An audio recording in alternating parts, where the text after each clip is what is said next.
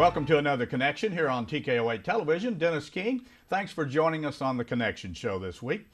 We have organizations come in and visit with us each week and tell us what's going on around our broadcast area. We have a lot of great organizations, and we do appreciate all of them.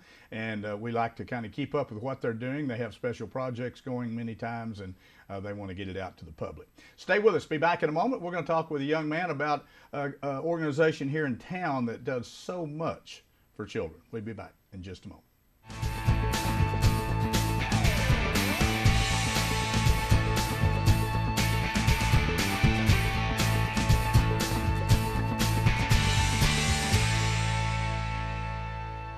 Sullivan Pharmacy has been serving your prescription needs for over 40 years. Our professional staff is glad to assist you with prescriptions, over-the-counter medicines, and healthcare products. Stop by Sullivan Pharmacy if you have questions about Medicare Part D, and we'll be glad to help. If you're in a hurry, use our convenient drive-through window so you don't have to get out of your car.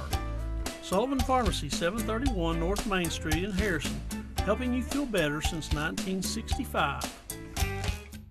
Many things have changed over the years, and so has auto body repair. Even though Ozark Auto Body has been in business for over 30 years, they continue to change with the times.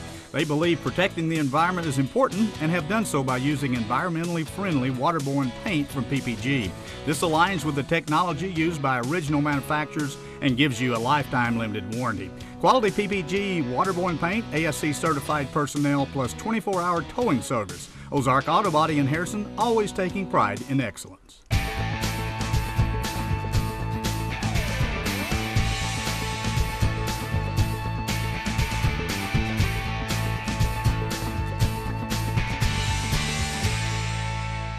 Back on Connection here on TKO8 Television. Our first guest in the studio today comes to see us quite often.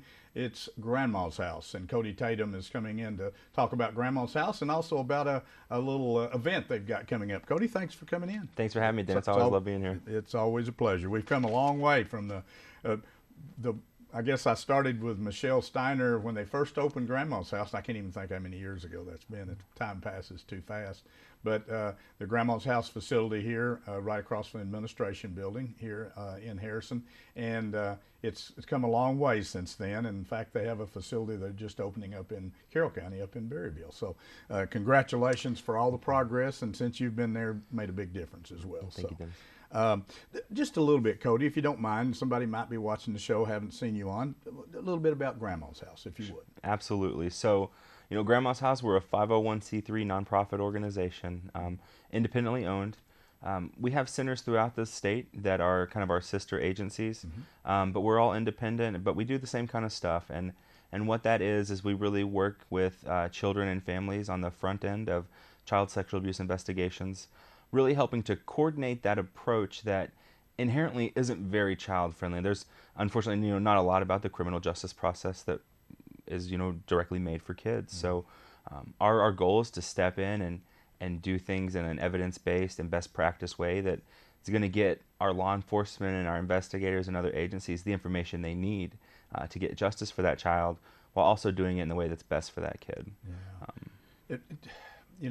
I've asked you this before, but there's a lot of agencies involved in that type of circumstances. Where do you normally get the first part of your information from? Well, the first part of our information, near always, 99.9% with the asterisk next to it, comes from a law enforcement or investigator. Okay. Everything starts with the child abuse hotline. Okay. That's where they get it, and then they call us, and it basically starts right there. So we're very close to the front end, but not the first point of contact. Okay. So that's, and there's a lot of organizations that I guess I'll say spin-offs that need to be involved in this whole process, is there not? I mean, absolutely, and pretty complicated process. It is, and you hit it right on the head there. It's a complicated process that how in the world should you know how to navigate it if you've never been through it? Yes. So that's another key thing that we try to do. There are a lot of important agencies that have their roles in this this process, and one of the other things we do is we bring them all to the table. So rather than this family going to 5 different appointments at 5 different places, those people can come to us. We can get this done in one session with a child and family, and get on the road to healing much quicker. Yeah. We work with some great organizations and different agencies, and it works well. It just does. You know, one thing that you have there, as well as many other agencies have their own specialists, but you have people there, and not only yourself but others, that specialize in dealing with a child that's going through a traumatic situation here. Absolutely. So, you know, we're trained in different roles and different specialties.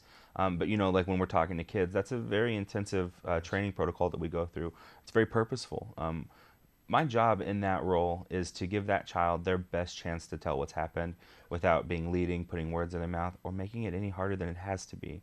It's a tremendous amount to ask someone to come in and meet someone that's effectively a stranger, and say, you know, let's go talk about something terrible that happened. Those kids are brave, and it's not.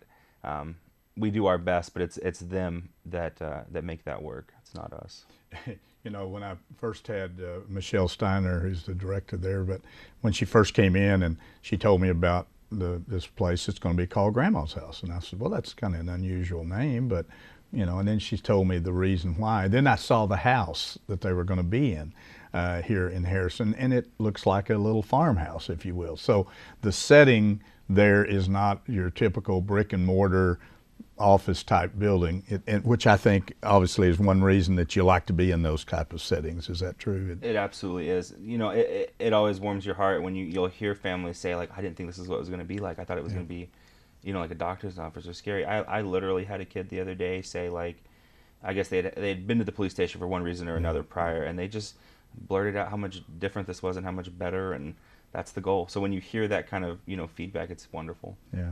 You know, another thing that they have done there, I lose track of time, it's maybe a couple of years ago, but I think Michelle actually, and I think maybe someone else went, I believe it was to the West Coast, and they brought in another specialty entity to Grandma's house, and happens to be a dog, Isadora. Isadora, our child comfort specialist. Wow. I'll tell you, she works harder than I do every single day, taking her naps and different things like that. But no, she's wonderful, and just the difference that she can make for, you know, I can go in there, and every day I hope that I do my very best, and you know, that is what it is. But there's something about an animal that's non-judgmental and just there to be petted and be loved on that does a lot for those kids. You don't still have a cat around, do you?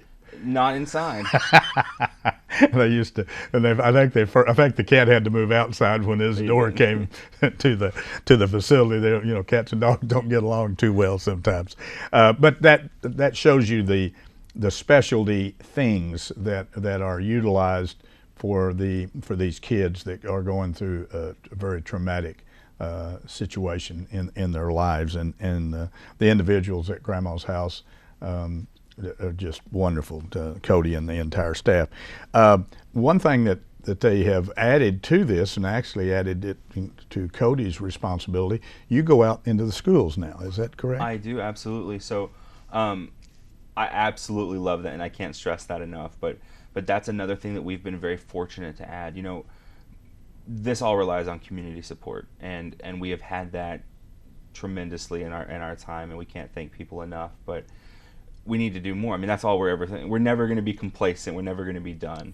Yeah. So getting out into the schools and providing that preventative education is wonderful, because, you know, we work on the back end of after things have happened, and this really allows us to be proactive. Yeah, so we kind of piloted that this last year in May in the local schools, in the local elementaries, and it went wonderfully. We had so much good feedback, and the kids were just super engaged with it, and it was a lot of fun for me. I do respect teachers way more, because it gets crazy in there in those classrooms, but yeah, it's been wonderful. And, you know, I do it at that level. We do it with church groups, different organizations, businesses. I have a ton of different information that I always love to give, and different types of trainings, whether it's random or just, you know, basic information about what we do, to signs and symptoms, to mandated reporting, all that kind of stuff. So it's something we're very proud of, and I'll tell you that next year it's going to be a giant emphasis for us to really push that program and get the word out more. Are you, and you may have said this and I missed it, are you basically concentrating on the elementary schools? Is that kind of where age group you're going after, or are you going through the whole Would love spectrum? To go through the whole. Now the message changes as you get older, just in, you know, how it's delivered and what different things are relevant. But we kind of started with that part of it, and I want to get to everyone. Okay. It's information that a 17-year-old needs as much as a 5-year-old needs. Okay. The other side of that too, I mean, a lot of these people are going to be parents one day, Yes. and just setting that culture and Yes. changing how we approach things. Hopefully is alleviate something that could happen down the road. Absolutely. We've got about 4 minutes, so you got an event coming up. We Let's talk do. about it. So this is going to be our last event for the year. It's going to be our Autumn Festival. This will be the second time we've done it. Okay. So this is actually going to take place in Berryville over in Carroll County. Okay. So it's going to be on November the 10th. We're doing a fun run and a little event afterwards with like bouncy houses. We're going to have scarecrow races where you put on overalls, stuff yourself with hay, and try to race. A lot of different stuff like that. Just a whole bunch of fun, different stuff after the run is done.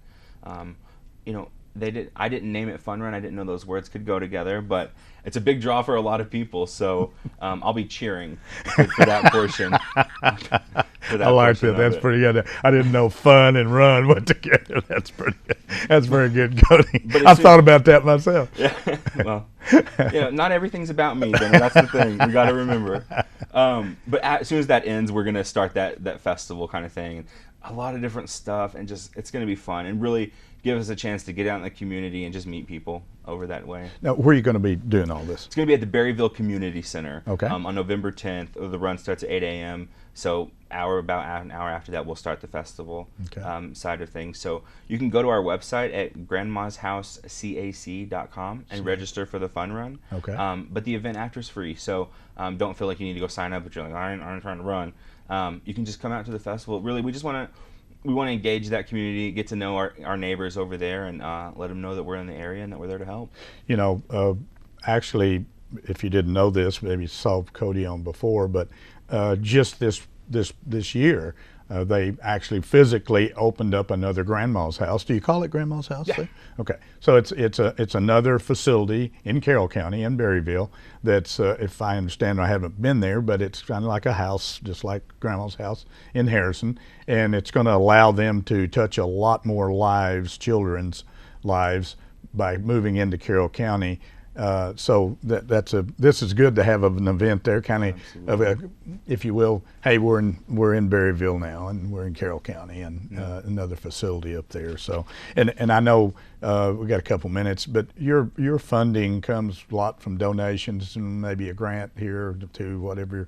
So you're always looking for help. Absolutely, and that boils down to the unfortunate reality of to get things moving, it takes money a lot of times. Yeah. And these communities have been wonderful to us over the years. I can't say that enough, but we've really reached a point now. Last year, we saw 311 kids total for the year, the most we'd ever seen. This year, as of today, I'm going to be at 355 now. Wow. So, 400 easily by the end of this year we'll be at, and it's a pretty drastic increase. I hope that a big part of that is that we're getting the word out more and reaching the people who didn't know what to do and didn't have a way to find their voice, and I hope we're helping with that. But it's the reality of it, and it takes more time, it takes more people, it takes more resources. So we've really established ourselves well. We're proud of where we're at, but we've got a long way to go still. Yeah, you do. Well, we want to have you back in the very near future, and they've got some announcements that Cody wants to make. They can't talk about it right now, but also some new staff that they're going to be bringing on to be a part of the organization and so forth. Obviously, the numbers he's talking about, 400 plus in 1 year, that's a lot of people, children affected, but it's a good thing because they're getting recognized, and hopefully situations will get resolved. Cody, it's always a pleasure having you come in. Thank you so much, and let's touch base in the next 30 days or so once you get all the where you can formally announce everything. That sounds wonderful. Keep up the good work. Thank you. Stay with us. Be back in a moment. We're going to talk with a gentleman from another organization here that also does great work with the homeless people. Stay with us.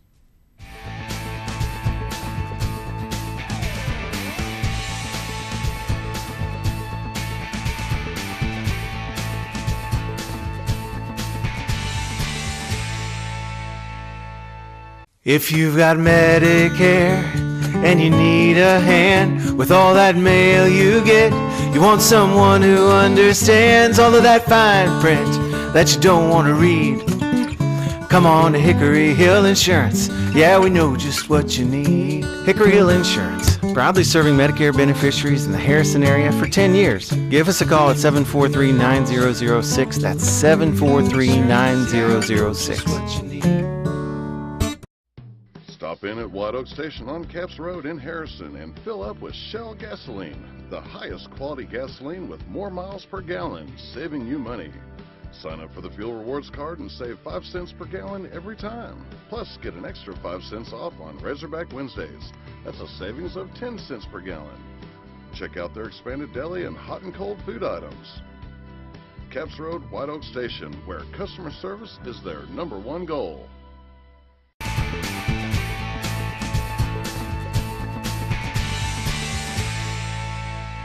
Back on Connection here on TKO8 Television, Dennis King. Thanks for joining us on the Connection Show this week. Our next guest in the studio hadn't been in to see us for a while, but there's a lot of things going on around the organization that he's involved and affiliated with. Bill Knipe, and he's with House of Hope, and then we're going to talk about Hope Cottages. Right. Bill, thanks for coming in. I know you're getting ready to leave town. I appreciate you coming here right after your dentist appointment. That's right. That's right. It's good to see you. Thanks. Thank you. Thanks for coming. Maybe just real quickly, I'm going to let Bill just a little bit about the House of Hope, which is down by Edwards Grocery. Tell a little bit about the House of Hope, and then we're going to get into their project that they've been working on for 2.5 years, maybe 3 now. It's Hope Cottages, which is getting real close to being operational in the near future. House of Hope, a little bit about it, Bill, if you will. Sure. House of Hope is a homeless day center. Mm-hmm. And so we provide basic services like meals, laundry facilities, showers. And then beyond that, we provide case management. Yes. If they need transportation, help guide them through job searching, work with other local agencies like Workforce, Harrison Housing, Northwest Regional Housing, DHS, whatever we need to do to try to help them move away from that state of homelessness. Yeah. And some don't even want to. Some would rather be that way. But for those who really want to move forward, we really work to try to get them on their feet again. Actually, since Bill hadn't been on in a while, and we had Roy Thomas, who was I guess he's director there. Yes. Bill was the director. Now he's moved out of that position, but on the board and spearheading all this other stuff that's going on with Hope Cottages. And but the House of Hope was really a great situation where the city of Harrison had a building that really wasn't being used a whole lot. It was formerly the RSVP building, I think, or something like that. But anyway, they used it sporadically. But they worked out, Bill and the group worked out a deal with the city for an opportunity to use that building. Of course, you've had to go through a flood. Well, interesting you bring that up, because it was about this time last year when we got past all that. And I got to be honest with you, we could not have done that without the support of Dan Sherrill and the city council to try to get us out of that state of flooding. I mean, the sewers backed up into the kitchen, and that all had to be done. But then they stepped up and helped actually improve that building by building offices, and we changed out all the lights to LED lights, which of course is going to be more efficient to help keep down costs. So I can't thank Mayor. In the kitchen, didn't you have to redo? We had to redo the whole kitchen, and so it's actually a certified commercial kitchen. Health inspectors come down every now and again to inspect, and we frankly we want them to. We want to make sure that we're in compliance. Before we get off the House of Hope deal, are you still doing the meals where people can? Absolutely, talk absolutely. About that for just a second? Hopeful Meals. Every Thursday, we prepare a gourmet meal, and they can order it by. We usually have a link on Facebook, but you can also just go to hopefulmeals.org, and you will see the site, and you just go through that and order the meal that you want. We do 1 meal a week, so this week is chicken fajitas. We've had lasagna. We've had baby back ribs, grilled salmon. So I mean, they're really, really good meals. They price around $12, $13 per meal. You order by Tuesday night. We go get the food on Wednesday. We prepare it on Thursday. You pick it up at House of Hope between 5 and 6:30 Thursday on Thursday night. The really cool part about it is Rob and Amber Resnick, who run Meadow Farm Bed and Breakfast in Gaither, they're the ones who are actually doing the cooking. And Rob is a professionally trained chef. He's been doing it for 20 years. And so the food is really amazing. It really is. Wow. And so we just encourage people to go online, order the meals. The great part about it is that everybody who's working on it, the Resnicks and myself and whoever is down there helping with the meals, it's all volunteer, yes. Which means 100% of all proceeds stays at the House of Hope. Fantastic. Yeah, I wanted to bring that up because I actually had forgotten about the fact that you could take home a prepared meal on Thursday evenings and just swing by there and pick it up and go on after you leave work or whatever. And it all goes right back to the House of Hope. It doesn't go split anybody, don't have to pay anybody. That's fantastic. And there are people who are like, they love it. And we have regulars every week because it's like Thursday night, the week, it's winding down. you just don't feel like cooking on a Thursday night. Yep. And so that's their kind of little break. Okay, I want to spend some time on the next phase. House of Hope was, we'll call that phase one of a project that the community needed because it is open during the day for homeless people to go down there, and obviously they have food, but more importantly, the people there will help them get back in society, hopefully, if they want to get back in society, and find them the right agencies to help them out and so forth. But then, I don't know, has it been 3 years now? It's been actually more than 3 years, Has probably it really? 3.5, when Aradine Turner and Shirley Smothers and Dolly Garrison were talking about how, because Shirley sees, from being the homeless liaison with the Harrison School District, she sees these children who are homeless. Right. And of course, then she also knows the parents. And, it's a very critical need. Who's more vulnerable than that? Right. So that's how this whole idea of Hope Cottages came up. And then from there, they started working with St. John's Episcopal Church. And that's how that led into them providing us that property where the old day school was and converting it into the cottages. Right. And it has been that long because I don't want to say we haven't been dragging our feet, because it just takes a long time. When you go through and you plan, you do some more planning and planning again. And I can tell you, and if you've probably been in construction, things like that, is it never goes like the plan says. Never.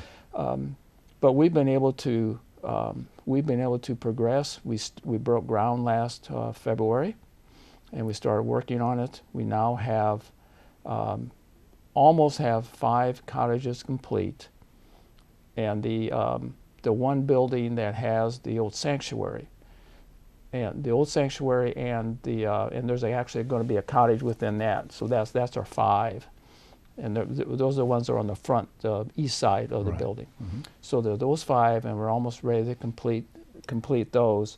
But of course, you run into things that you just aren't expecting. We had to run a gas line over, actually in front of the steps, or actually underneath the steps. So we literally had to tear out the steps to run the gas line around. And then once we hooked them up, that's when we found out that the furnace of the HVAC system was not good. But we had no idea before. Right. So now they're not working, so that has to be replaced. So that's about $9,000 to fix those. One of those surprises. Yes. And then we ran into, of course, another surprise of the drains, the patio drains. When they come down and they drain out, those are clogged. So that's going to be a couple thousand to try to get those cleaned out. Yes. So there's always these little setbacks, but I don't know. It just seems like God opens the door, when something like this happens, and then that's where some of these donations we've received was just phenomenal. Okay, we got about 4 minutes. But Oh, I'm sorry. Mention some of the places, kind of some of the donations. Just Okay. people. Most recent one, we received a $30,000 grant from the Ritter Foundation Yes. to help with the kitchen. We received $10,000 from the Lions Club to help furnish the cottages, and we received $20,000 from Arvest Bank, and so those just showed up at a time when we thought, oh my gosh, what are we going to do? Wow. So now here they are. So we're definitely moving ahead on this. Some of the couple of things that we're doing, because we are still trying to raise funds and be able to complete Yes. the rest of the project, is one thing we're doing as well is when we get into furnishing the cottages is the things like the sheets and the blankets and Yes. garbage cans, things like that. In-kind stuff Well, that people can donate. Well, what we're going to do is that we're going to set up a registry, Oh, a wish list Yeah. at Walmart. sure. And so people can go in and, if we need 8 kitchen garbage cans, well, they could buy 8, they could buy 1, just like if, like Yeah. a bridal registry or a Absolutely. baby registry, so they can just go in and buy those things. That's a great idea. And then that way things are consistent throughout the campus. But it's an easy way for the community just to go in and even if Do it's that. just, yeah. That's great. Yeah. The other thing is that we haven't settled down yet on how this will look, but we'd also like to look for like support sponsors to help with some of the costs that are going to be associated with providing a volunteer coordinator and be able to pay them. Yeah. And so we're trying to work out the details of that, Right, but that'll be coming up as well. We've got a couple minutes. About when do you think you're going to be able to, do you have any idea on the first phase? Well, if we had the 5 cottages done, Eridine made a comment that she just was afraid to throw a number out there. Okay. Well, it's okay. My gut reaction is saying surely by the first quarter, sometime in the first quarter of next year. Yeah. And we don't want to get past Christmas anyway, because I wouldn't Right. want to try to open this up no. over the holidays. Right. So hopefully by somewhere along the first quarter of next year, you can maybe open up the first phase of this. I think it'd be really cool if we opened up February 1st, because that's when we broke ground. That would be fantastic. But I'm not. Yeah, I'm not saying we're, that. No, sir. Well, you have come a long way, Bill, and it's taken a lot of hard work by Bill and all the individuals he just mentioned a while ago that got the idea going and took it, and they've run with it. They had to go through the state. They needed a big grant. They got one through the state of Arkansas, and they kind of took that, and they've had a lot of support from individuals, and of course the churches. They can't do it without them. And when you get a little bit further down the road, we want to have you back in, kind of update everybody on this, Bill. But what a great project for the city of Harrison. Once it's completed, it's going to help a lot of homeless mothers and their children as a temporary housing facility, and it is a temporary thing. And so if you can help in any way, please help them. Any amount's not too small. They'll take anything they can do. And the House of Hope is another part of it. So if you can go pick up some food on Thursday, save having to cook, that helps them as well. Anything along that line, it's good for you. Absolutely, absolutely. Bill, thank you for coming in. I appreciate. I know you had a tight schedule, but we want to get you back in a couple of months, maybe around the first of the year. Come back. That'd be And by perfect. then you'll know a little bit more where you're going to go. Yeah, that'd be great. Thank Congratulations on what you've done so far. It's a great project. Thank you, Dennis. Thanks for joining us on the Connection Show this week. We hope you brought some information to you didn't know about. We have a show each week. We hope you join us each time.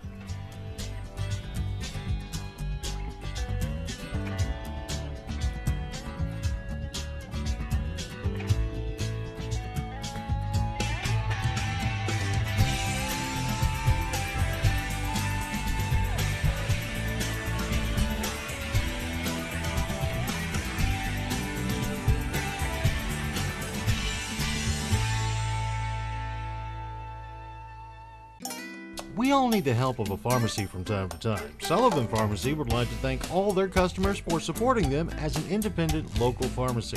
When you trade with an independent pharmacy, you deal with an owner that supports the local economy and charities. Visit Sullivan Pharmacy for any of your over-the-counter or prescription needs. It's important to keep helping those that help the community. Sullivan Pharmacy, 731 Main Street, Harrison, serving this area since 1965.